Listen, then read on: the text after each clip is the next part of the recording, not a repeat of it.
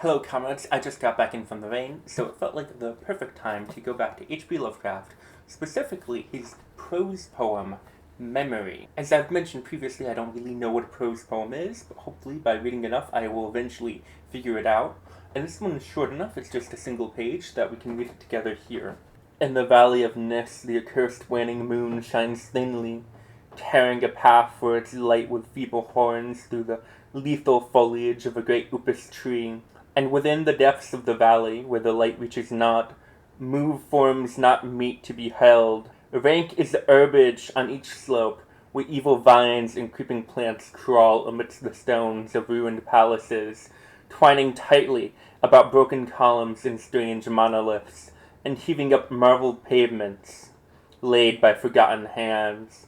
And in trees that grow gigantic, in crumbling courtyards leap little apes, while in and out of deep treasure vaults writhe poisoned serpents and scaly things without a name. Vast are the stones which sleep beneath coverlets of dank moss, and mighty were the walls from which they fell. For all time did the builders erect them, and in sooth they yet serve nobly, for beneath them the grey toad makes his habitation. At the very bottom of the valley lies the river, Van, whose river's waters are slimy and filled with weeds. From hidden springs it rises, and to subterranean grottos it flows, so that the daemon of the valley knows not why its waters are red, nor whither they are bound. The genie that haunts the moonbeam spake to the demon of the valley, saying, I am old and forgot much. Tell me the deeds and aspect and name of them who built these things of stone. And the daemon replied, I am memory, and I am wise in lore of the past, but I too am old. These beings were like the waters of the river Van, not to be understood. Their deeds I recall not, for they were but of the moment. The aspect I recall dimly, for it was like to that of the little apes in the trees. Their name I recall clearly, for it rhymed with that of the river. These beings of yesterday were called man. So the genie flew back to the thin-horned moon, and the daemon looked intently at the little ape in a tree that grew in a crumbling courtyard. So with the last prose poem, The Conversation of Eros and Commune, it felt like it was more a prose poem by having this kind of weird, it was obviously written in prose, but it wasn't quite written like a traditional prose narrative. It wasn't in a simple third-person perspective. It wasn't a play. It was this kind of dialogue, and the majority of it was this weird monologue where it did feel like it kind of fell into narration. But I personally didn't notice a lot of kind of poetic language. There might have been, to the extent any prose will have poetic language and symbolism and all that. But in this prose poem, it does feel like there is a certain effort to make the language itself sound poetic. We get sentences like, and within the depths of the valley where the light reaches not, move forms not meet to be held. I think that is supposed to be this kind of elevated language. It's supposed to sound a certain way. And creeping plants crawl amidst the stones of ruined palaces, twining tightly about broken columns and strange monoliths. So get that twining tightly, I think that's supposed to be, a bit of alliteration. We play around with the syntax. We get things like, while in and out of deep treasure vaults ride poisoned serpents and scaly things without a name. The genie that haunts the moonbeam spake to the demon of the valley. And so I was wondering about this spake. Why is it spake and not spoke? I don't know if this was just more common in Lovecraft's time. He was an older author. But I do think it is trying to fall into that, kind of elevated, antiquated language of poetry, or that you find a lot of times in certain kinds of poetry. And so I guess the question really is what is the point of this being a prose poem? Why wasn't this written just simply as prose? And I guess the larger question there would be, why would anyone write poetry? I think a lot of times poetry, goes back to the oral tradition. We get things like nursery rhymes where, children will pass it on from generation to generation. And that is because poetry is a lot easier to remember. To have prose, you really have to be able to write things down and have it be okay to forget it.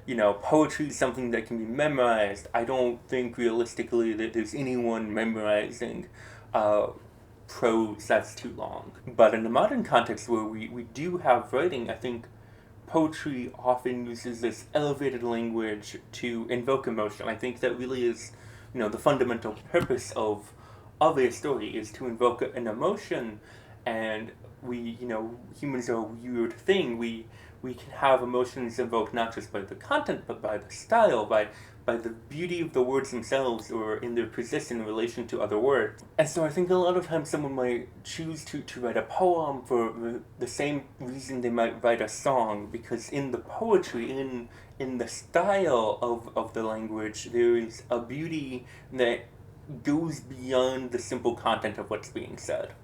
And with this prose poem, it's not a simple narration. It is almost like a fable, like a myth, but a myth that can't have a perspective. It's not like any human myth. It's a myth beyond man, or the myth of man itself after we are gone. I think using some of that elevated language and presenting it as a prose poem can kind of help us escape out from the need, the conventions of just normal prose, but without being locked into a specific pattern. The interesting thing about poetry, is considered a very inventive art form, but, a lot of strict conventional poetic styles are defined by their limitations. You have to have so many syllables in a line, or the meter has to be in such a way, or the rhyme scheme has to follow such and such a pattern. And in prose, we're very free, but there are certain conventions of narration that I think people often fall into. And perhaps this prose poem is trying to escape the limitations of both, where we don't want to have the metrical limitations of a traditional poem, and we don't want to have the conventional narrative limitations of just a normal prose story, a normal narration. And I do think that there is a striking similarity to this in the conversation of Eros and Carmion, which my edition did point to, or it did say there was a connection, there was some inspiration, but didn't really draw it out, is that it is interesting that they're both dialogue. So this has a lot of setting, and then it's the conversation between the genie and the daemon. It's not really, post-apocalyptic, but it is definitely, after the fall of humankind. Whereas, the other one was a conversation, just a more straightforward dialogue between two spirits. But I think because it had that more anthropocentric view, it felt like the world ended when mankind did. When the meteor struck the earth, that was it. That was doomsday, and it felt like there really was nothing left afterward. But I think the real kind of power to the story is that we do see it from the perspective after mankind, after humankind, where there is something left. There are these apes, there's a genie, there's a daemon, there's a river, there are plants. And I think it really does force us out of our own typical worldview, where we think, everything was leading up to this. I think that there is a problem with how we tend to think of evolution, where I don't think this is how it's taught, but I do think a lot of people interpret this way, where it's almost purposeful, like the apes were trying to evolve into people, and like we're the end point. But we're not the end point. We are the midpoint between our ancestors and our descendants. Hopefully we will have descendants.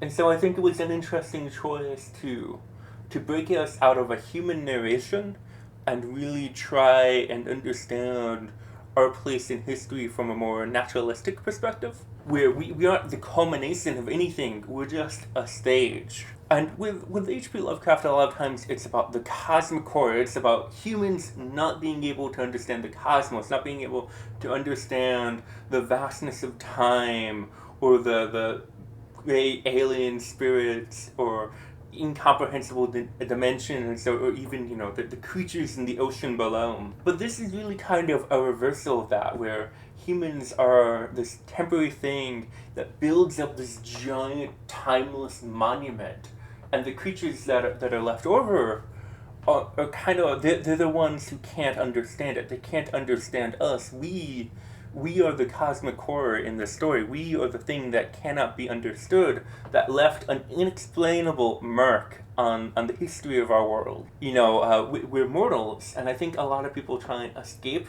the immortality by building up some kind of monument that will be timeless, that will be remembered even if you are forgotten, you will have left a mark, you will have made a difference, and you will stretch out for all of time. And this is often portrayed as a way of escaping the horror of death. But I think there is this own kind of horror to this own kind of horror to leaving this courtyard, to leaving the monuments of our time. I always remember someone was talking about how we measure ages with layers in the Earth's crust. And so, maybe at one point there was a volcanic eruption, or there was a period of time when there were a lot of trees and there wasn't anything to eat the wood, so there's just this layer of coal, and we have the various fossils, and so the oldest fossils are at the bottom, and then the newer fossils are kind of on the top, and we're all kind of adding layers to the crust of the earth. And if you think about it, humanity, we're gonna leave our own kind of little crust on the earth. If things are going this way, we're gonna leave a little thin layer of plastic. And there is something, I think, kind of perhaps horrific in that, and in being immortal in the monuments we leave, in leaving a mark here that will be incomprehensible to the next stewards of the earth. Maybe it is better to just kind of be forgotten, to be lost. Wonder about, the dinosaurs. Imagine, if you could have a conversation with the dinosaur and go, oh, you're going to leave a fossil behind, and millions of years from now, children are going to walk into a museum and look at, the fossilizations left after your bones. I think I liked it. I think I want to explore more prose poetry going further. Try and understand the genre and the possibilities or the limitations. I assume there is some kind of limitation to prose poetry at some point. But, I've been going over a lot of classic horror stories, especially by H.P. Lovecraft. So if you'd like to talk more about those with me, if you'd like to read those with me, you should subscribe and hit the bell. I always like to point out the words I have to look up in a story.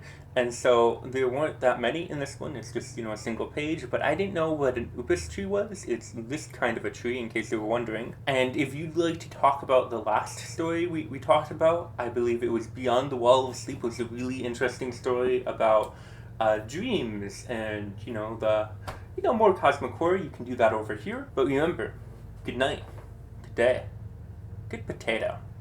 I don't know if that did it. Hold on. There.